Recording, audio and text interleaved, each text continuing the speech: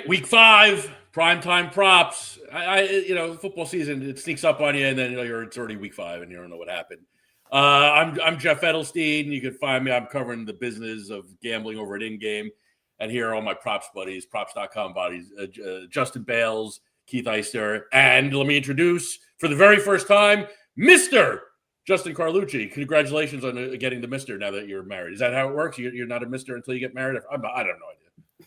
Something like that. Like I feel old now, I suppose, but it was the same night that James Franklin refused to win another big game. So, unfortunately, some of those in attendance of my big day in Pennsylvania will also remember that it was just another notch on the belt with James Franklin, who will just never get it done. Same song and dance. So it is what it is. All jokes aside, had an awesome weekend. I appreciate you guys holding it down and ready to rock here for week 5. Let's do it. All right, let's talk. Where are we? We're in London this week. I can't keep track of. I think we were in Dublin last week. Now I think we're back in London for the Vikings and the Browns. I don't think I'm going to wake up to watch this game. The Vikings are 3.5-point favorites. I know, Luch, you started your research early. You like a couple things of this game, yeah? Yeah. Boy, first of all, did the NFL do Minnesota dirty? I don't recall personally the last time a team back-to-back it in different countries. Never. I think you have to. They must have to agree to it, right? Who would want to agree to it, though? I mean, money, maybe. I don't know. I suppose. I mean, they got the shaft. That sucks. And Vegas thinks the thing's going to be really ugly. The game total was bet down to, what do we got, like 36.5, I believe. These are 2 running backs in this game who I love, generally speaking, and they both, got thrusted into large roles with Aaron Jones going down for Minnesota. And everyone's still kind of holding their collective breaths a little bit with Quinshon Judkins. I mean, at this point, I don't think the NFL dropped the other shoe and just say, you know what, we're going to suspend you for 5 or 6 games. Then again, what the hell do I know? That being said, this is a really tough matchup on both sides. It's going to be ugly. I love Judkins. I love the role he's in. I was thrilled to see him being utilized as a pass catcher last week. Played almost 60% of the snaps. Exactly what you wanted to see. It's a tough matchup, though. Minnesota, is pretty good defensively. The travel, everything. It's going to be a sloppy game. I am kind of leaning Judkins under rushing yards, which pains me because I love the talent and I have a lot of shares across the industry. Too high number. It's pretty high. And the same thing with Jordan Mason. We know the volume's going to be there. I got under 67.5 earlier today. The Browns are still kind of putting on a historic show defensively, according to fantasy points, 0.51 yards before contact, before attempt. I mean, they are just hitting people in the backfield time after time after time. So I have no doubts that Mason will probably see, 12 to, I don't know, let's say 17 or 18 carries or something like that. And probably somewhere in the middle, but tough matchup. I think this game's going to suck. I might sleep in for this one or watch a little EPL or something instead myself. Bales, you were shaking your head like someone was offering you mayonnaise on a steak. What are you shaking your head at over there? Yeah, I'm shaking my head at the under on Judkins. I think, for me personally, if you're not playing the over, which I am, stay away. Judkins is taking over the backfield completely. Judkins is a very, very good running back, forcing a ton of missed tackles, can get the yards after the contact. I think there's 2 keys here, 2 major factors as to why I prefer Judkins over. Number 1, if you're going to attack Minnesota, the easiest way to do that's on the ground. I think that when you have someone like Judkins, that makes the most sense. 2, you're starting Dylan Gabriel. I mean, to get, he was set at 72.5 earlier this week. I don't know what he's at now. That's what I played. You don't need to be this ultra efficient type of runner if you're getting a ton of carries. I don't think that they're just going to go out here and let Dylan Gabriel throw the ball 40 times. I think that they're going to play it relatively safe. And I think that this is obviously a very bad spot for Minnesota where they're playing their 2nd game overseas in a row. I don't know. Game stays close, and I think there's just going to be so much volume. And you can convince me on a back that I don't think is that good, that, they'll stay under on volume. But Judkins, he's going to create yards himself. And you also have Minnesota, obviously dealing with a few injuries there that are going to really deplete their run defense. So I don't know. For me personally, I just think this is a game where Cleveland's going to hand that ball to him, 18, 20 times. And if that's the case, you don't need 5 yards carry to hit this kind of low number. All right, we're fighting. We're dueling already. I have to bet. This I is like the that. first time on this podcast where I came in and you were like Judkins, and I was like, okay, and then you were like under, and I was like, wait a minute. I love Judkins. I'm gonna pass it over to Keith, but before I forget, and I have a lot of Judkins. Like as soon as everything looked pretty bleak for him, I was the one taking him in the 12th round in best ball, trying to get as many drafts in as I could. I love the role. I do like this 13.5 receiving number for him, though. I think, it's all about perspective. They should hand him the ball a ton. Minnesota should have 7,000 people in the box because Gabriel's starting. I don't know. I want a little bit of betting interest in this game. Between the two guys I mentioned, I like the Jordan Mason under a little bit more just with how damn good Cleveland's been. But in the grand scheme of things, these are probably like quarter unit plays for me. I'm not going crazy. What do you think, Keith? Yeah, nothing to like for me here. Very tough landing spot for Dillon Gabriel overseas against the Brian Flores defense. Ugly game. I'm on the West Coast, so it's even earlier for me. I'm definitely sleeping through this one. My big takeaway from this game is that Dillon Gabriel sounds like he was like a one-hit wonder from the 60s. Like he appeared on Ed Sullivan, he sang a song about kissing a girl, and that was the end of it. Dillon Gabriel. It's got that ring to it. That has nothing to do with what I'm going to bet on this game. The only thing I plan on doing is waking up, probably throwing in 12 toilet DFS lineups and watching them all lose before the 1 o'clock games kick off. Let's go to Baltimore, where Lamar Jackson isn't playing. As a result, the Texans are 1.5 point road favorites over the Ravens. Total set at 40.5. Keith, is it Woody Marks time? Is the changing of the guard officially here? I don't know if it's a complete changing of the guard, but we definitely saw some interesting stuff from Woody Marks. Nick Chubb is still playing about 40% of the snaps. I think he's still going to have an early down role. But what I'm interested in is Woody Marks' pass game role. He was up to, 58% of the snaps after playing 30% of the snaps in weeks 1 to 3, up to 58% of the snaps, saw an 18% target share. He's sitting at 2.5 receptions and like 15.5 receiving yards. I think that pass game role is absolutely Woody Marks's from here on out. He will eventually take over the full backfield, but what I feel most confident in right now is him having that pass game role. All right, Justin, you have a take on that? Bells? Yeah, I think that's a good call in terms of the pass game for Woody Marks. I actually like Nick Chubb, his rushing yards. I got it at 30.5 earlier this week. Again, it's just too low. It's not a good number. Even though Marks is playing plenty of snaps, Nick Chubb is getting, right around the 50% mark of carries. And that's probably not really going to change all that much. If you look at all their metrics, I'm not saying Nick Chubb is the back that you want to go with, running your franchise for the future, but Woody Marks at the moment isn't really outproducing him all that much. They're pretty similar. I do think that Marks is a little bit better. And I think that the explosion is really what you have Woody Marks for versus Chubb. But I mean, their lines currently, they're basically splitting carries, and their lines currently are Woody Marks at 52.5 and Nick Chubb's at like 32.5.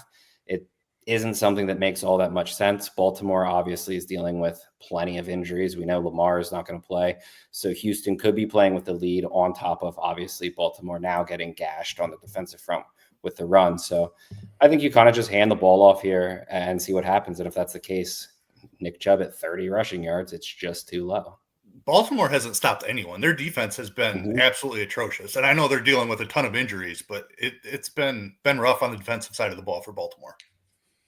What's Henry's rushing number? Because you got to lean under, right? Whatever it's going to be. I mean, you're just keying in on him. That's pretty high. I don't know. You would think that's. I was thinking the same thing there, honestly.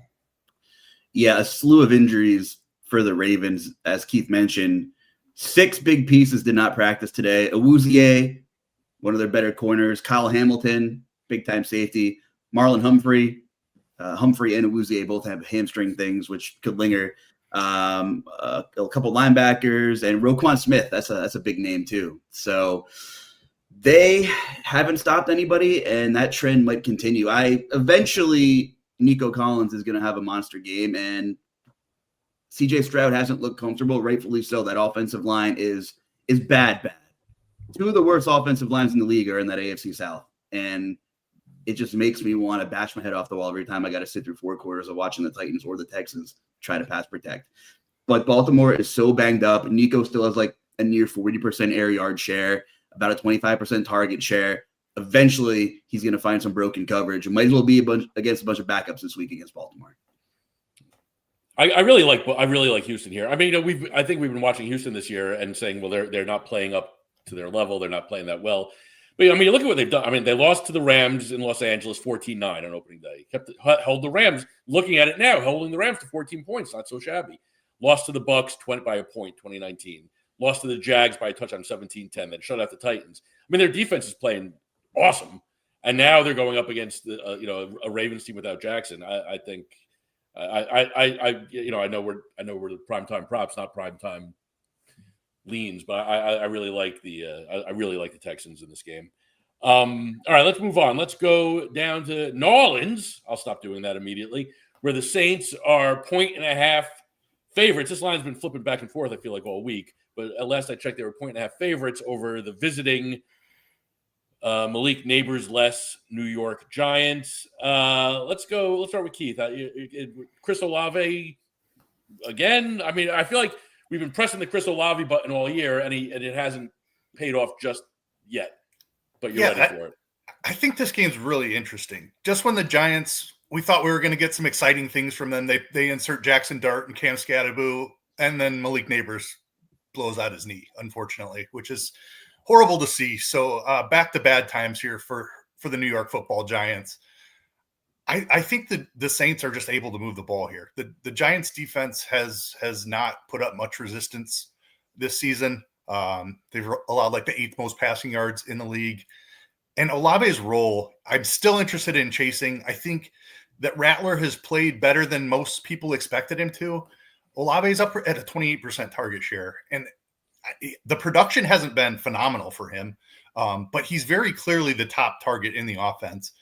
5.5 receptions feels a touch too low. I think that's my favorite way to play this, but I'm still interested in investing in Olave. He's eventually going to get a big play probably, but I feel most confident in the volume for Olave. Give me over 5.5 receptions for Olave. I think Kendre Miller is an interesting lean in this game as well. We saw his snap share jump up in week 4, 19% of the snaps, weeks 1 to 3, 32% of the snaps in week 4. The Giants have not been able to stop anyone on the ground at all. 4th most rushing yards allowed. He's sitting at 28.5 rushing yards. So Kendre Miller, another lean that I like here. Bales, I know you're looking at the Giants rookie quarterback. Yes. Well, last week we kind of said, if you're playing him against the Chargers, it's probably because you're designing runs for him. And then that, very well came to fruition. He had 10 carries. The big thing for me here is that he had 7 designed runs. He had 31 yards on those designed runs, and he's still sitting in the mid 30s. So, you can get a ton of yards on scrambles, especially if you catch someone in man and there's just a big lane for you. But if you're getting 90% of what you need on designed runs for a quarterback, there's a very, very good chance that you're going to beat that number. Mid 30s is just too low for someone that can run as well as Jackson Dart. And, the matchup against the Saints, I don't really care one way or another. I do know that the Saints, I believe, are they still favorites? They're small favorites here. 1.5, yeah. But we also know that they play fast. So, the Giants are going to have more opportunities as well. Yeah, I think Dart, as long as he is sticking in that mid 30s for the rushing yards, I think it's just a little too low. Yeah. Luch, what do you got? Anything here? I like the Saints ground game. Keith mentioned Kendre Miller. I'm just getting some Blake Corum vibes. Everyone was pushing the Corum narrative. There was a lot of good coach speak. I know he fumbled, is probably in the doghouse. Maybe that situation won't apply to Miller. I mean, this is like Miller's last hurrah. It's been a couple of seasons now, and they're giving him the benefit of the doubt with the clean bill of health this year to try to get going. So I can definitely get behind some Kendre Miller props. I actually like Kamara on the ground. His involvement through the year has been disappointing, but He still has a really nice role on the ground. Keith mentioned how bad New York has been defensively against the ground. I mean, it's awful. They're bottom 5 in stuff rate. They're bottom 5 in yards before contact per attempt, and they are completely atrocious and inept against man gap runs. Apparently, they're giving up over 7 yards to carry, according to Fantasy Points, in man concepts running the ball. And New Orleans is kind of split with their schemes offensively. They run a decent amount of zone. They run a decent amount of man. I think we're going to see a couple of explosive runs, whether it's from Kamara or Kendre Miller or both of them. So I like the Saints on the ground in this one. A question for the three of you: if Neighbors was healthy, what would you put his receptions and yardage totals at? Ballpark. Take a guess. I don't have an answer. That's why I'm asking. 7.5, 83.5. All right. So Slayton is like half of that, 3.5 and 42.5. Is Slayton 3/4 as Neighbors? Maybe, I don't know. I mean, he's stepping into that role. I'm looking at it, and I'm also looking at the. We came tantalizingly close last week to the Cal Spear special with Addy Mitchell. And you could do the same with Slayton, under 3.5 catches, over 42.5 yards and a score. It's not out of the realm of possibility, right? Yeah, I don't hate that. I think he's the type of guy that can do that for sure. I don't hate it. He was doing a shit ton of cardio with Russell Wilson. He was running like 90% of the routes, no targets or anything. Last week, he was up to a 50% air yard share, 19% target share. So yeah, I can get him. Seems a little low. Yeah, those numbers seem a little low to me. All right, so that's I like Slayton this week. I really remember Patrick Mahomes. Oh, we all love that touchdown prop. It didn't happen. It's fine. It was a good bet. Process was correct. Process me being, what do you think? And you guys say, no, it's a good bet. All right, let's go to where are we? We're in Carolina. Man, another just red letter game here. The Dolphins minus Tyreek Hill, 1.5 favorites on the road against Carolina. I mean, there's only one player in this game that I have any interest in, and I have a feeling that Bells is going to tell me all about him. Yeah, I think that Achane's the obvious guy here. Both teams atrocious against the run. I think if you want to play Rico Dowdle, no problems whatsoever with that. But I think that you're just taking the running backs here. Both teams are going to want to establish the run. I have a feeling that they're both going to stay relatively close in this game. I feel like it's not the type of matchup where either one of these teams is going to blow the other out. And, they're just going to hand the ball off quite a bit. Sometimes it's kind of as simple as you have a very talented back like Devin Achane, and you have a defense that is absolutely atrocious against the run like Carolina, and you kind of just plug and play them together, and that's what I'm doing here. Keith? Yeah, I completely agree with the A-Chain stuff. I think his pass game role could see a bump as well without Tyreek Hill. I mean, he might have to line up in the slot a little bit more, so I like rushing and receiving yards if you can find that for A-Chain. I also think looking at Ollie Gordon is interesting in the spot. We've kind of been waiting for him to get more of a role. If A-Chain has to play more in the passing game, maybe that opens up a few extra carries for Ollie Gordon. He's sitting around 20 yards on his number, so I don't hate the over on that in a really good matchup. A chance that Miami has to in a game that Miami has a chance to play ahead in. Maybe we see Gordon get more involved. Nothing signal-wise that points to this is going to be the week or anything, but I think the numbers are still low enough that you can take a shot there. But yeah, Achane is the obvious lean. I really liked looking at this Carolina rushing attack. I was all over Chuba Hubbard before he was ruled out this week. Actually wrote him up earlier. So it's a great spot for the Carolina ground game. Rico Dowdle now stepping in, and his numbers about 5 yards over where Hubbard originally opened this week. Obviously, he should have the backfield mostly to himself here with no Chuba Hubbard. So I like looking at Dowdle overs now. Luch?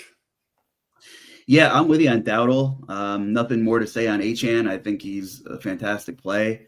Dowdle, I mean, let's not forget the massive role he had in Dallas. You made a lot of great points, Keith. I mean, Chuba was running routes on over half of the pass plays for Carolina as well. So I'm kind of hoping FanDuel opens up some receiving numbers here for Dowdle as well, because as I am interested in the rushing numbers, I kind of want to see some receptions and receiving yard numbers for Dowdle as well. I think he's going to be a complete workhorse. And if you hit him on the waiver wire while this, Chuba missing back-to-back practice thing was breaking, if he was available, then you might have found a nice RB2 and a low end RB1 for this week against Miami. Not many games will Carolina be competitive in.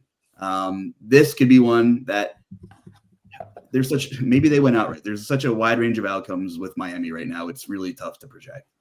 What's interesting to me, kind of standing out here, is the total. It's at 44.5, which feels higher than, when I do my own my personal guess the lines, I had it like 40, 41. It's a little higher than I thought that would be. It's 3 full points higher than the Saints Giants game. And I don't think we're not going to sit here and say that Tua and Bryce Young are markedly better than Rattler and Dart, So I think, quote unquote, Vegas sees that. I think this game might be a little bit more exciting than the public, present company included, thinks. All to say, I'm probably going to build a couple of DFS lineups around this game now that I'm talking it through. Are you guys surprised by the total, or it just seems a little high to me? That's really all it is. I think for me, it's I think it's a general consensus of more groupthink of Miami, where Tua constantly is making a foolish play, making something that looks ridiculous, making a bad read to end the Bills game. And it has become such an echo chamber of how atrocious Tua is that people forget that Miami is actually scoring the ball. They can find points. I don't necessarily know if I thought that it was going to open in the mid 40s or it would sit in the mid 40s.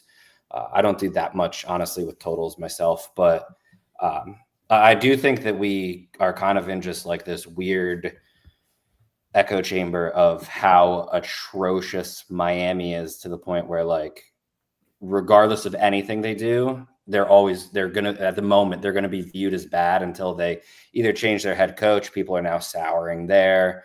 Change Tua out. People have now turned on him. He's terrible, even if he's throwing fine. Most people would agree that they just naturally think he's bad. All that kind of stuff. Plus, obviously, you lose Tyreek Hill. Yeah, and it's a ton of, I don't know. It's a ton of overlooking how their offense has actually performed at times, I guess. I think you're right. I also thought that. I think you're right on the group thing, but I think part of it is because we all remember 2 years ago when for a minute there, this offense was unstoppable. Oh yeah. Yeah. I think the same players, Yeah. If you go from like the best offense in the league to an average offense, something's wrong. It looks terrible. It looks terrible. But like, you're still an average offense, Right. I one more question, and I know you're down on the Carolinas Bell, so I'll open the floor to you and Keith and Jeff. Ted McMillan, what do we think of him? He's seen at least 8 targets in every game.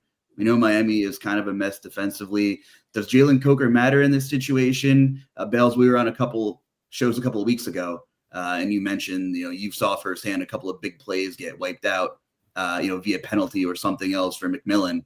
The dude's eventually got to have a breakout game here, right? Yeah, I love McMillan. He's so fun.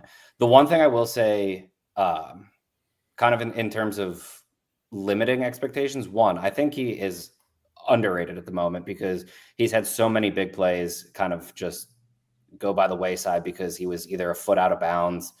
There was a defensive pass interference, so they didn't have to challenge one of his catches, just stuff like that. But I also think that McMillan kind of is viewed as really good because of those ridiculous catches that he does make, when at the time being, and we kind of knew this coming into his rookie year because it happened at Arizona.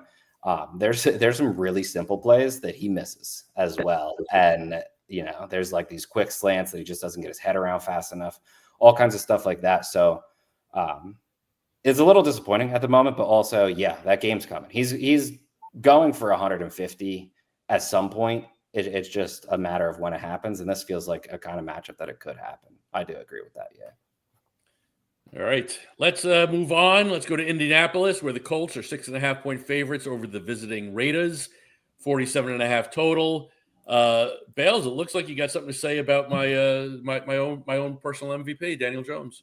Yeah, I feel like I've been talking a ton. We'll keep this one short. We had Daniel Jones right around 210 yards for multiple weeks.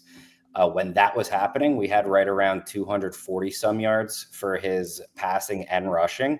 They've now bumped his passing up, 15 yards, or it's too small on my screen right now to see what that says. But 226 and change. Yep, right. 16 yards there. Yeah. They haven't bumped his passing and rushing up. They actually kept that like almost exactly the same. So essentially they just gave him more pass yards, took away his rushing yards, and no reason for it. I mean, this game could turn into a blowout, or Las Vegas could find the offense that they occasionally have, and they could keep it kind of close for a little bit. If that's the case, I'll keep playing the over on Daniel Jones, and I've been playing it since the beginning of the season. So I feel like it's less risky for me personally because I've won so many times on him that like one loss isn't going to destroy my bankroll or anything. But I mean, doesn't it just feel too low still? For somebody who's going to be the MVP, I definitely think so. Yeah. Keith, what do you think? Tyler Warren has been a favorite all season long. The books have finally adjusted his yardage total up to where it should be. We've been hammering him at like 40 yards all season long. He's up to around 60 yards now, which is where he should be with this role that he has in the offense. The receptions at 4.5. I don't mind a look there if you want to go there, but unfortunately, one of our early season favorites kind of has the market has caught up to us. So not a ton for me to like here on the Indianapolis side. On the Las Vegas side, I'm looking at Jakobi Meyers. I think this role is growing. Brock Bowers still a little bit banged up, potentially getting healthier, but now we have Michael Mayer coming back as well. I just don't feel comfortable about what I'm seeing from Bowers so far. So Jakobi Meyers and his role in the offense is something to really like here. I think they're going to be trailing in this game against the surprising team that is the Colts and how well they've played so far this season. And when we get that type of game script, we can really see the receptions pile up for Jakobi Meyers. So Jakobi Meyers over 5.5, I like quite a bit. Yeah, Bowers, he didn't practice again today. So that's two missed practices in a row. So he's certainly in doubt for Sunday. Luch, is there anything that catches your eye out here in Indy? Yeah, I like this game for points, and maybe I have my DFS cap on a little bit too much. But I mean, the Colts are good. Shane Steichen is a good play caller, or so it seems. I've seen enough of him. I'm really impressed with what they're doing. I kind of hope the Raiders kind of play with at least a little bit of a lead, because this is another matchup that Genty could do work in. And there won't be many cupcake matchups for him because the Raiders O-line is so bad, like really bad. But not only are the Colts bad up front, they're giving up the 5th most rushing yards before contact per attempt, according to Fantasy Points. And digging deeper, they are atrocious against zone run schemes. And the Raiders run the 4th most zone run in the NFL right now. So I have no problem going back to Genty as long as they're not getting throttled. If they're within a touchdown, I feel okay about it. I mean, he said hello last week in a big way. It's about time. So I do like Genty as long as this thing doesn't get out of control. Anything else, fellas? Or are we ready to move on? Go for it. Moving on then. All right. Let's go to Philly, where the most boring team since the 1920 Chicago Bears, Philadelphia Eagles, are 4.5-point home favorites against the kind of disappointing, all things considered, Broncos, I think. 43.5 is the total. The Eagles, I'm not sure why they're doing what they're doing. They're winning. So, they're 18-0 in Jalen Hurts' last 18 healthy games. So they're winning. Barkley's not doing anything. Their offensive line is in shambles. They run about 33 different trick plays a game, and they keep winning. And AJ Brown's angry. I got nothing to say. Does anyone have any? Is there anything out here that anyone likes? Because I think this is how could you like anything? That's really my point with the Eagles. Is you're going to take a Barkley over? Man, you're going to take a Barkley touchdown? I don't know. You're going to take AJ Brown receptions? Man, maybe. Is there? We are having a reality check here because what do you do with the Eagles? How do you even bet this team? Anyone take it? A lot of head shaking. I don't want any part of it. I absolutely hate it. If anything, I'm about to hit that J.K. Dobbins plus 165 touchdown line. I just feel like for a guy who has control of a backfield, he's not going anywhere. He looks pretty good.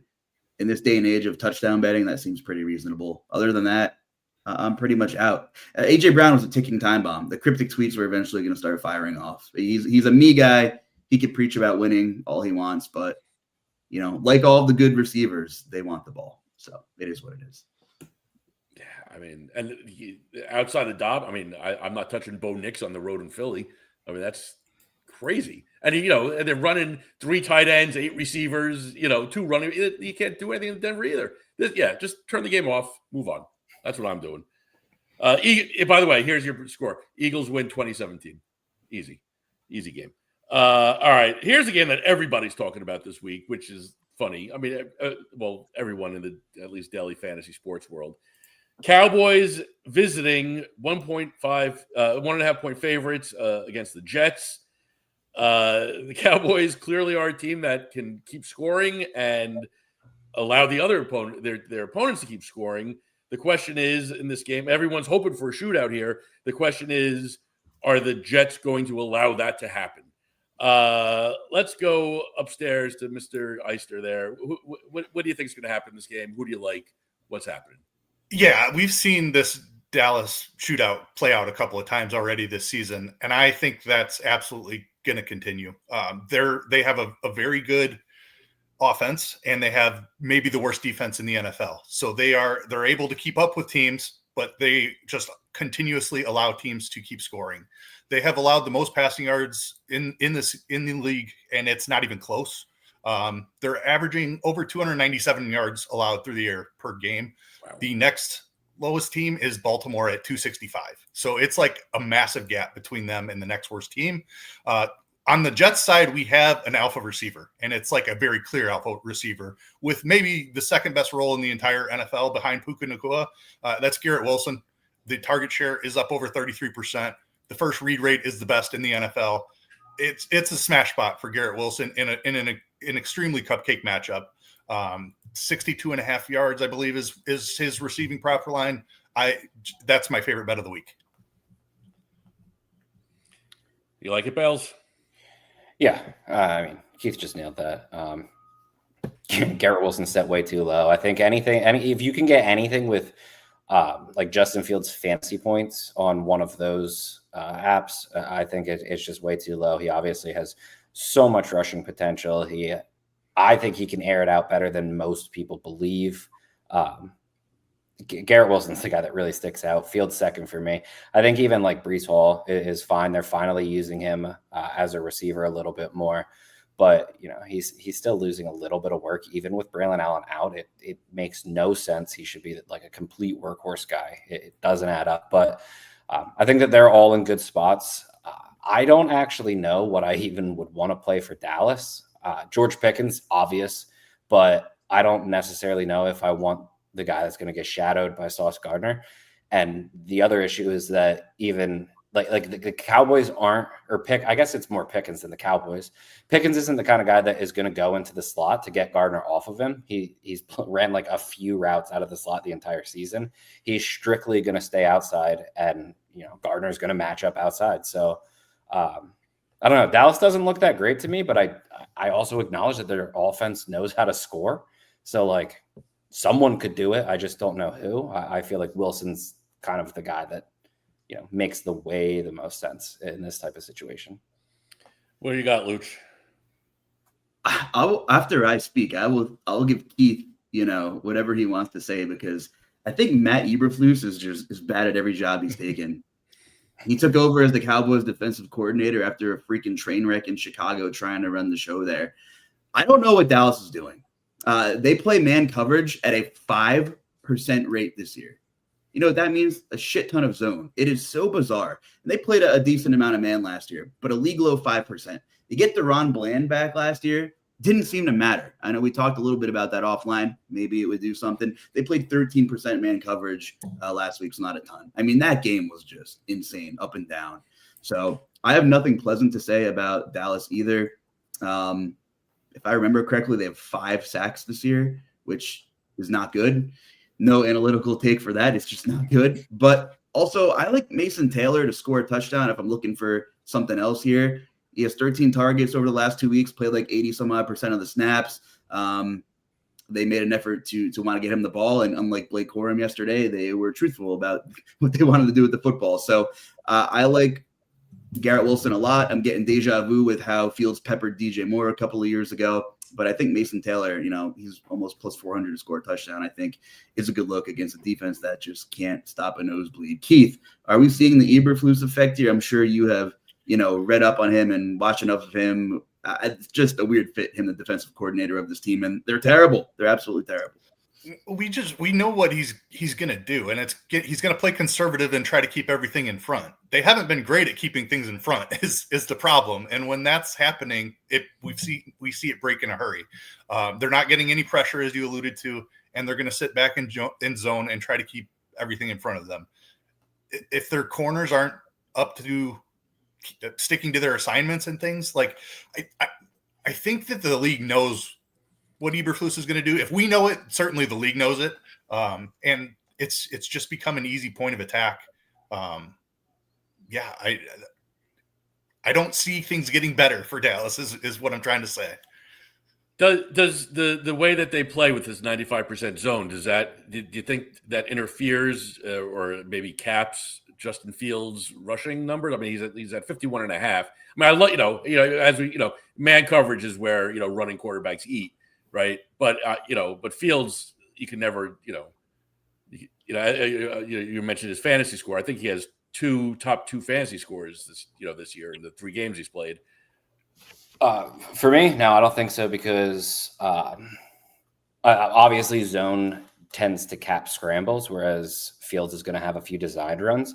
The other thing is that Dallas so far hasn't been good against Russian quarterbacks. They're giving up like the 5th or 6th most rushing yards per game to quarterbacks. So the whole defense is broken. The entire thing is you have Diggs, who is out here begging to play man. That's like the only thing he wants to do. They refuse to do it. The entire thing is just terrible. I got another question. So everyone loves Wilson. I love Wilson. There's no reason not to love Wilson. How comfortable are we laddering Wilson? I mean, you could get him all the way up to 150 yards at 1,500. I mean, and 100 yards at 370. Is it something that we're interested in? I'm totally in on that. If Dallas is able to keep up here, I don't see any reason that this number doesn't land in the 90 plus range for Garrett Wilson. Like, I think the receiving yards number that we're seeing on him is it's wrong. Is the only way I can put it. Bale's kind of alluded to it. Fields is better as a passer than I think the market sees him as. I don't mind the over on Fields passing yards. If we're worried about the rushing, just take the passing yards. It's under 200 still. He's been over 200 in 2 of the 3 games that he started. The other game he got absolutely shut out by Buffalo and left early. But I mean, we've seen him beat this number twice already, and this is the absolute best matchup that you can have. So just give me Fields passing yards and the ladder on Wilson, I'm totally in on. Is there another player in football right now, like Justin Fields, where from one play to the next, he could look like literally like the best quarterback alive, and then the absolute worst football player to ever play the game? It's unbelievable. There's, and that's why. I guess, but Fields is electric. When he's on, man, God, he is something to watch. This game, I hope this game lives up to like the what everyone's hyping it up to be, because it should. If it does, it could be a wild back and forth game. And again, we might see some stat lines because both offenses are relatively condensed here. And you can see some real big numbers coming out of this game. My only reservation, like if I'm playing devil's advocate, is I know we're in October. It's still such a small sample size. Dallas has to move the ball though, because if they can't, and again, they were without CeeDee Lamb, as most people know, the Jets still run such a high rate in neutral situations that I would get a little bit worried if for some reason Dallas comes out completely flat. I'm having a tough time reading the Jets defense a little bit here. They've given up a ton of points on a lot of the box score. They're only giving up a 5.9 ADOT, which is 30th in the league. They haven't given up a ton of passing yards. So I guess I'm curious to see how teams are going to start playing George Pickens, moving forward, because, let's face it, Javonte Williams is just fine in the run game. Doesn't exactly wow me. Are they going to make Jalen Tolbert and Turpins and, Ferguson getting peppered with his, 5-yard targets every play beat them? So that would be my only reservation. Like, I'm not completely positive that Dallas is going to move the ball, although I think they'll be good enough to, for Wilson to kind of cruise. I think this game busts if the Cowboys do what they want to do, right? Which is Javonte Williams, 25 carries. That's what they want, right? I think this game goes off if the Cowboys are forced, like they were last week, into comeback mode, and Dak's just winging it. But if the Cowboys can come out and actually move the ball on the ground, this game could stall out pretty quickly, I think. So yeah, I think it could, but nobody knows as usual. But there's a lot of ways this game could go. And I'm rooting for the big shootout, but there's a lot of ways it could go, I think. I lean shootout just because we saw it in Green Bay last week. Right. 2 weeks ago, we were talking about Green Bay as the best team in the NFL, and Dallas came out here and just moved the ball at will. Dak played amazing in that game, and that was without CeeDee Lamb as well. So we just saw it last week. I think the Packers defense is better than the Jets defense at this point. And Dallas just moved it up and down the field on them. And I will say this, another feather in the cap for Dallas. Going back to week 1, which seems like an eternity ago, Dallas left a ton on the field. All those drops, Dak probably left about 70 yards out there because of them. So, Dallas could have straight up stole that game in week 1, which seems like forever ago. So yeah, maybe their offense is for real. I want to see it another week. I'm going to play some kind of angle on this one, and I'm still leaning Mason Taylor, and I'm okay with Garrett Wilson as well. All right. Well, listen, if you thought the Vikings, Browns, Saints, Giants, Dolphins, Panthers were not your cup of tea, have I got a game for you. The Cardinals, 8.5-point home favorites against the Titans. The 41.5 is the total. The Cardinals are down to their 17th string running back. They haven't looked particularly good to begin with, and now they're facing a Titans team that is not ready for prime time.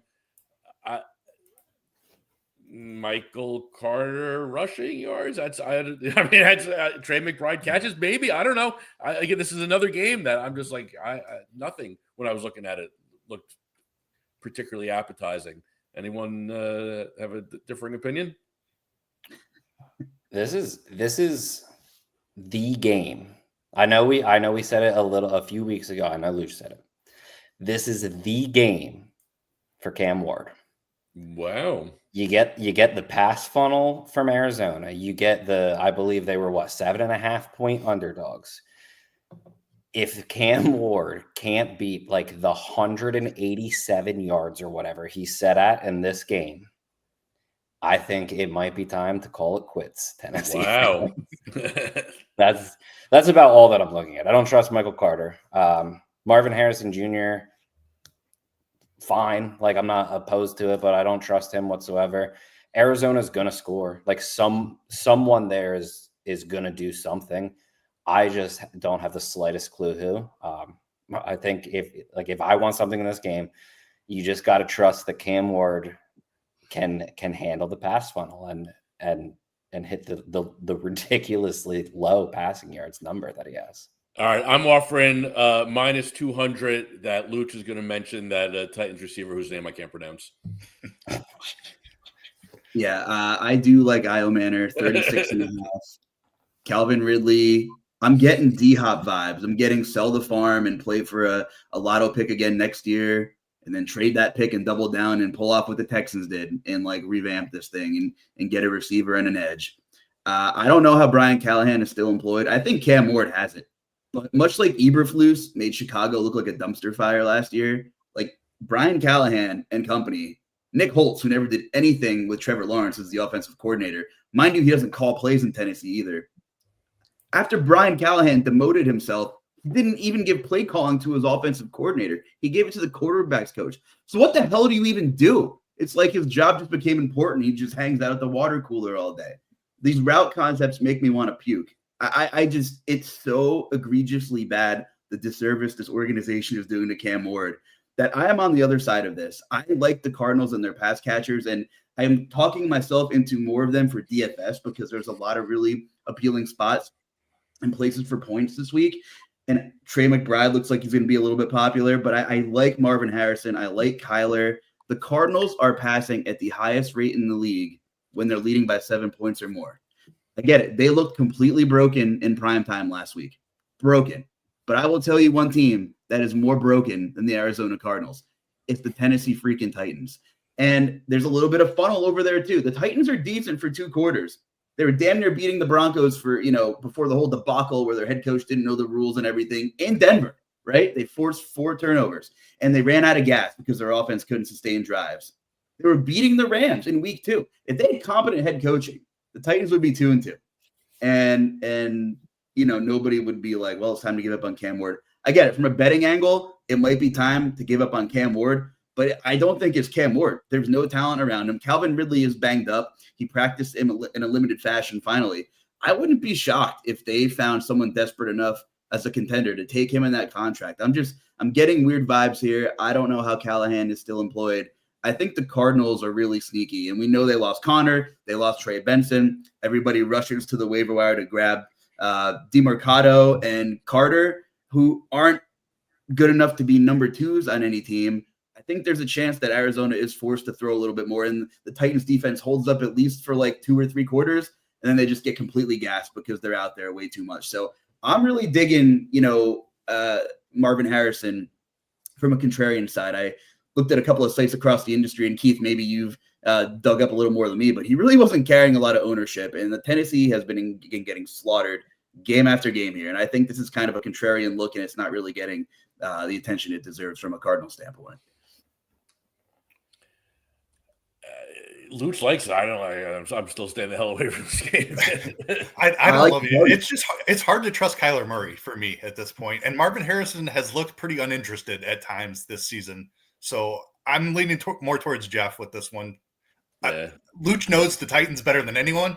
So if he says it's a good spot, then I'm willing to trust him. But I didn't have anything I liked at first glance. Well, he's convinced me to throw. I'm going to play a DFS lineup now with Murray, McBride, and Harrison with the other guy coming back. How do you pronounce what's the guy's name? Iomar? Iomanner? Yeah. Iomanner? I'll get it in a few years. The Ridley thing is just so vague, right? It was really discreet last weekend, and then he played like, I don't know, just a little over 50% of the snaps or something like that. And Iomanner played season high in snaps. So I don't really know what's going on. He's been terrible this year too, even before this little possible phantom injury situation he's had. I mean, people were steaming him up into the 3rd round in August again. Every year, death taxes and people steaming up Calvin Ridley in best ball in August when their quarterbacks are Trevor Lawrence or their play caller is Brian Callahan, and just play teams in their end every year. Get me off this game because we'll have to take out another window. And I don't want to. All right, let's go to Seattle. The Seahawks, 3.5-point favorites over the visiting Buccaneers, the banged-up Buccaneers, which means Rachaad White is back in our lives.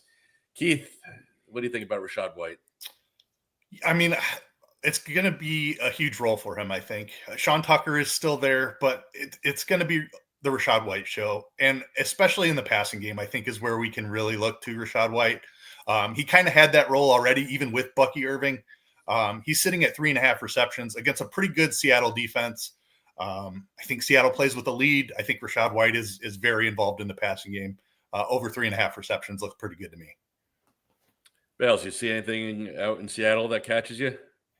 Yeah, I think that's a good call. I have Rachaad White over 21.5 receiving yards, so I also like the receptions. I think people kind of forget how good of a receiving back he is because he, for a little bit of time, was a pretty bad runner. And then Bucky Irving obviously came in, was much better.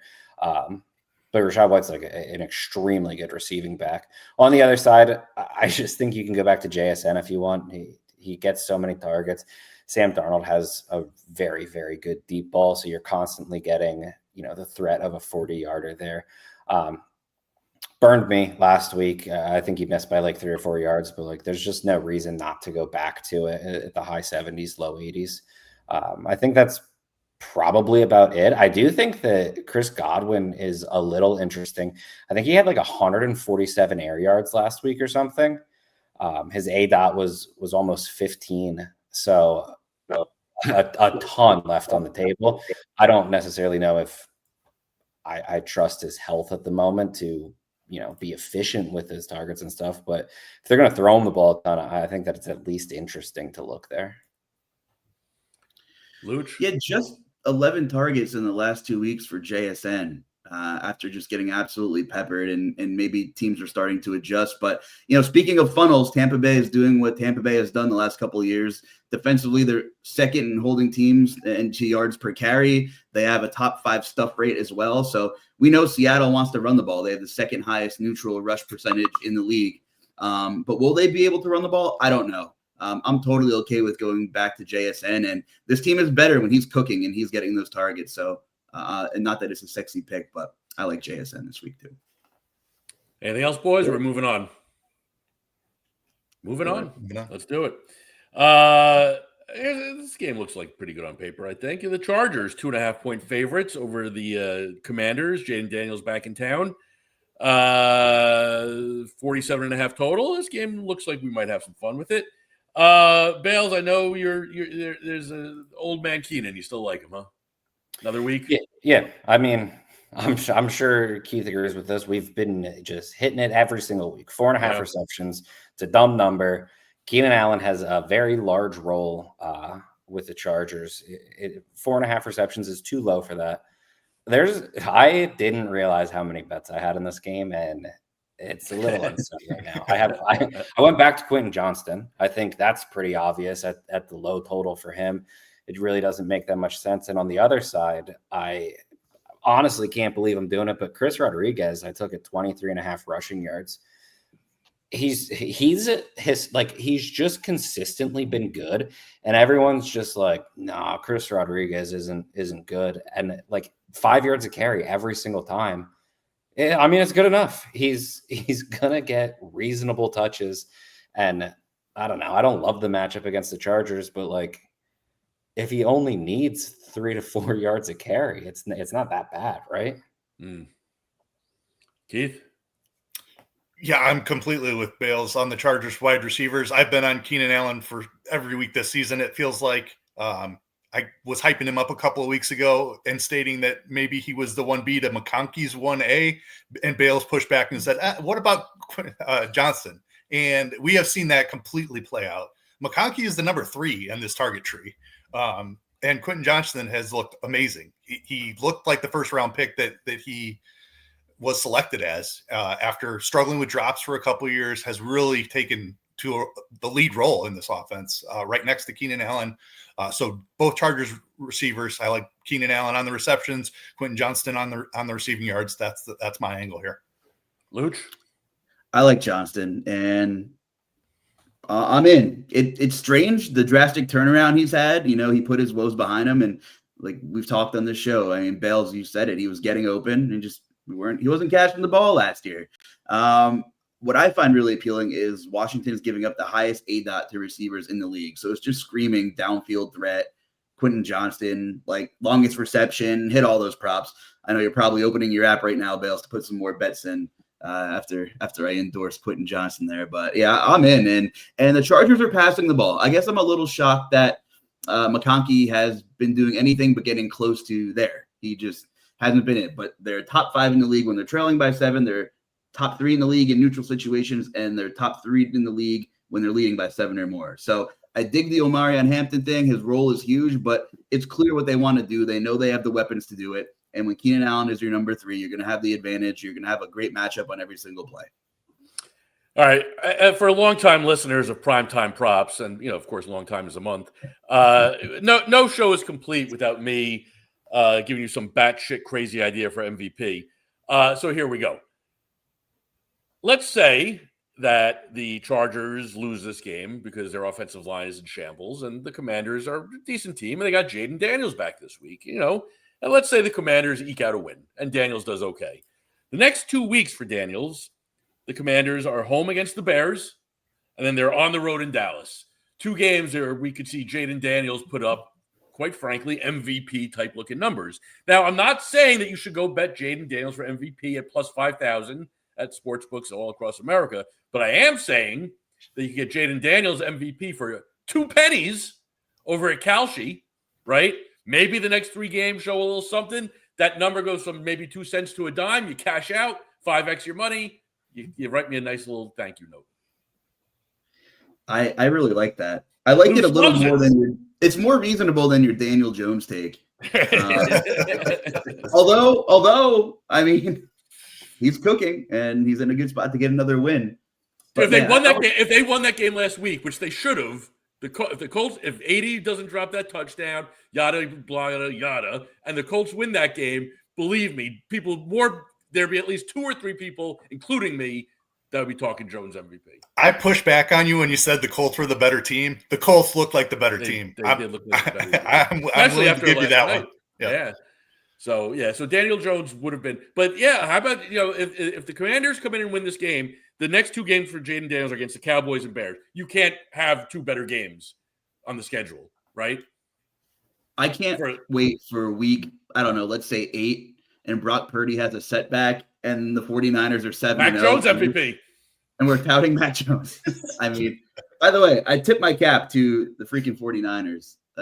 Kyle Shanahan, say what you want about the guy. He definitely has some bad games, but they just keep winning, and they have crushed survivor pools everywhere last night. So RIP to your survivor pool, potentially, if you had the Rams. All right. Last game on the docket for us is the Lions, 10.5-point road favorites against the Joe Burrow-less Bengals. Bales, I know you want to talk about David Montgomery. I want to see what you say. I want to know, do you know the narrative that's going on with David Montgomery this week as well? That he's returning home and it's going to be the first time his sister's at one of his games. Yeah. He's minus 180 to score a touchdown. It's absurd. Yeah, he's scoring a touchdown. He might get 2. You could throw some change on 3. I'm sure the odds are real good. Yeah. I think even if that weren't the narrative, which there's few narratives that I like. I think that's actually a strong narrative. Well, it's a strong narrative, not because of it's a nice story. He's coming home, his sister who can't travel gets to see him play. But if there's one coach in the NFL that I think gives off the vibes of someone who's be like, yeah, we're going to get you your score, it's Campbell, right? Yep. But then on top of it, it's the game. It's like this is the perfect game for him. Jahmyr Gibbs is the guy. They don't really want him, probably to play a ton when they're absolutely dominating, which means Montgomery comes in, he gets a few extra carries.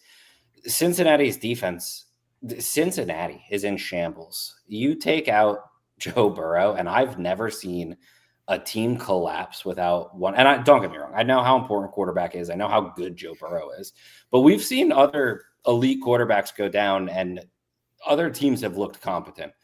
Cincinnati doesn't. Browning is legit bad.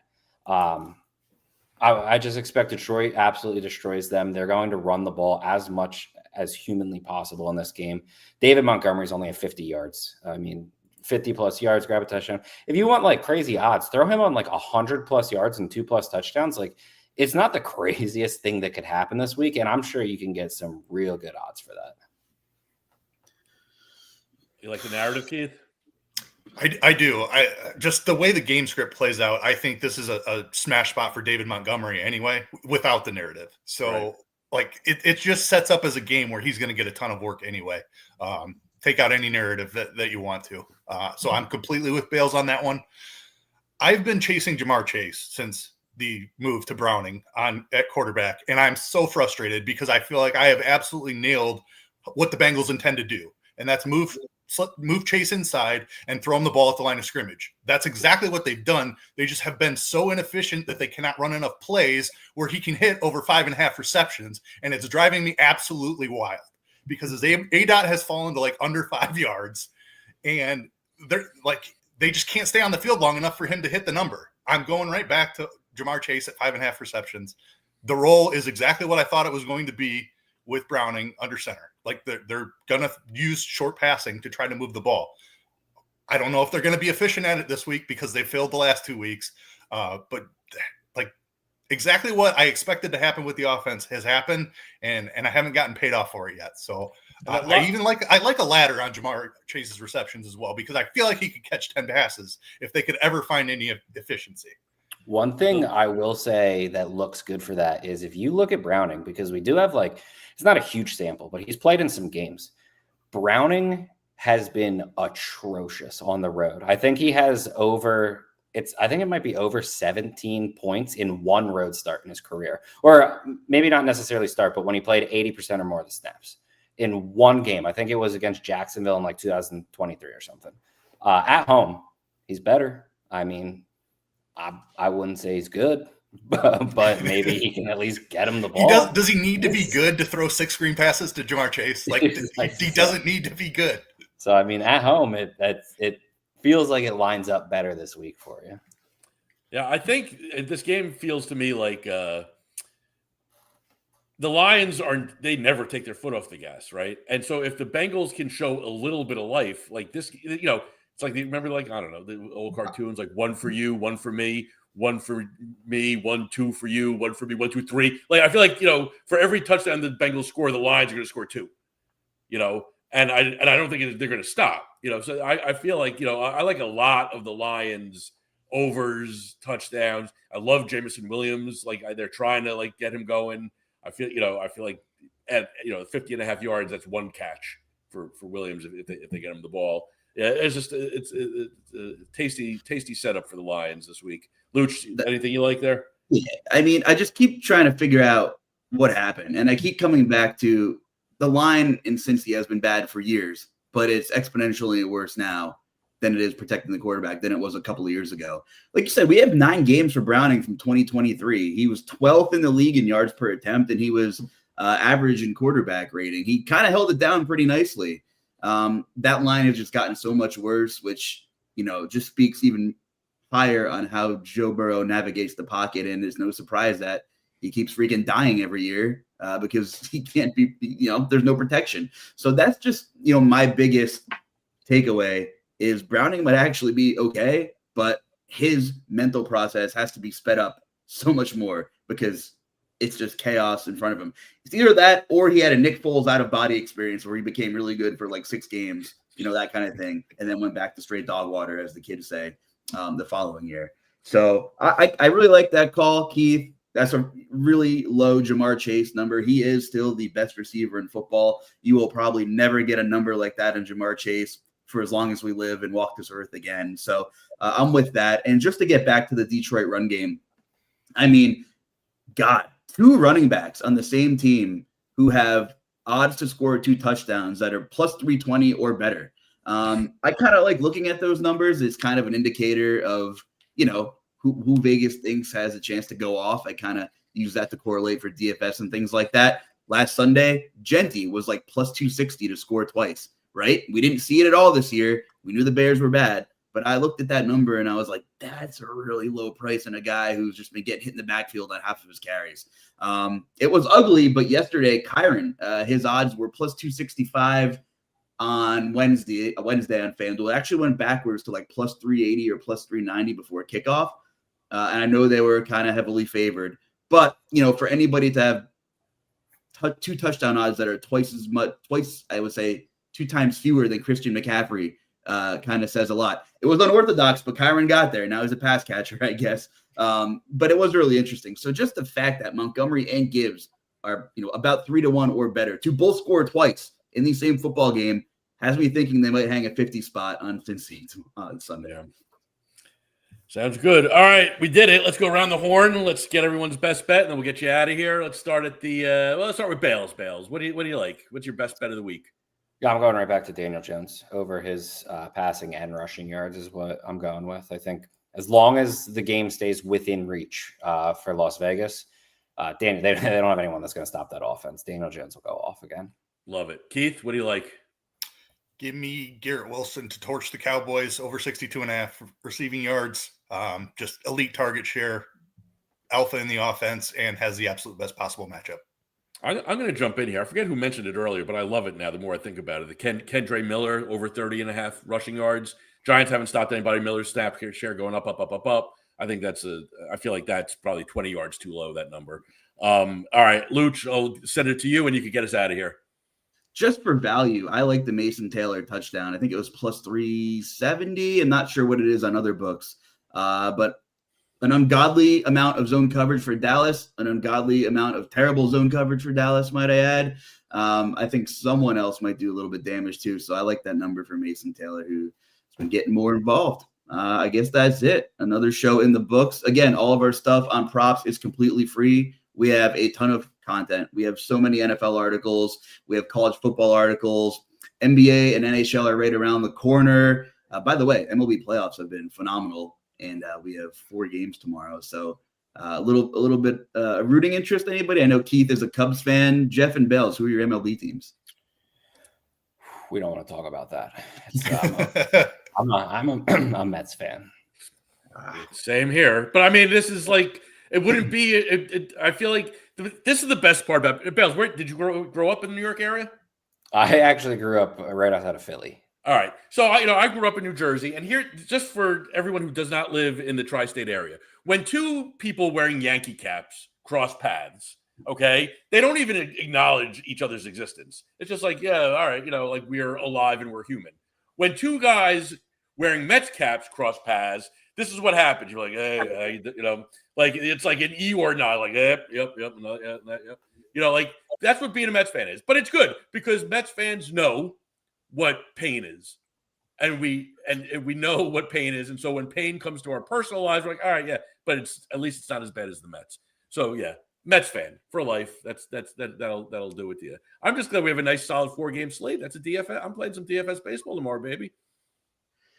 After that statement you made, you don't even want to know what baseball team I support. So anyway, nice talking to you guys. I'm the Loose Out with Jeff Edelstein, Justin Bales, Keith Eister. Check us out next Friday right here from 4 to 5 Eastern. Do the Titans play baseball also? We're fortunate that they don't. Good luck, everybody.